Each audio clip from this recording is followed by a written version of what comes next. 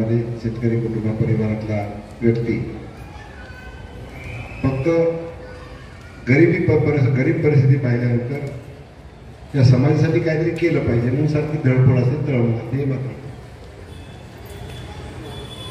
आणि परिस्थितीनुसार अनुभव येतात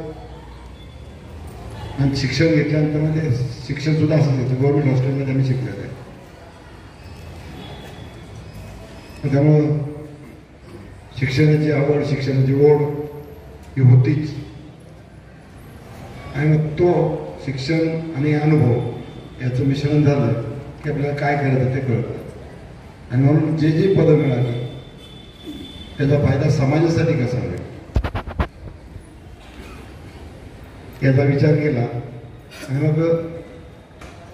गेल्या 5 टर्म नगरसेवक काम करत असताना मागच्या 2019मध्ये या विधानसभेमधून अपक्ष म्हणून लोकाग्रस्त अपक्ष म्हणून मला आमदार बनायचं ते गाणं आहे ना मला आमदार झाल्यासारखं वाटतं तसं नाही तर लोकाग्रस्त आणि या ठिकाणी 10 वर्ष हा विकास रखडला होता त्याचा राग लोकांमध्ये होता आणि खास करून शिवसैनिकांमध्ये कारण एखाद्या व्यक्तीचं ठीक आहे काम नाही झालं तर लोकांशी वागण्याचा दृष्टिकोन एक वेगळा असतो चांगल्या प्रकारे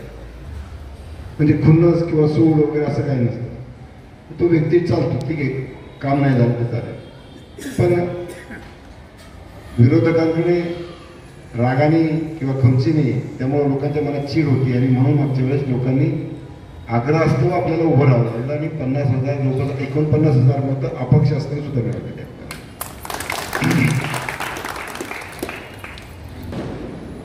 पण आता 2000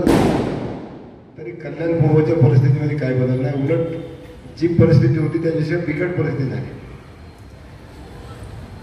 म्हणजे उदाहरण घेतलं की कल्याण पूर्वचा जो रोड आहे यू टर्न रोड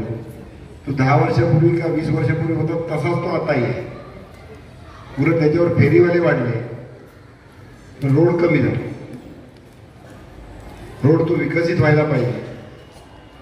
तिथले लोकही तयार आहेत फक्त त्या लोकांचं पुनर्वसन तिथंच झालं पाहिजे एवढी त्यांची मागणी आहे. मी एक उदाहरण दिलं म्हणजे 2019ला जी परिस्थिती होती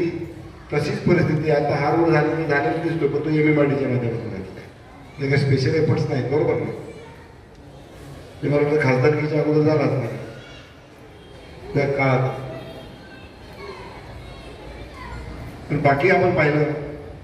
पाण्याची समस्या जशी ती होती त्यावेळेस होती त्याच्यापेक्षा वाढत गेली कारण नवीन टावर्स उभे राहतात या शहराला लागणारं पाणी हे MIDC कडून येतं ते कमी प्रमाणात मी परवा सांगितलं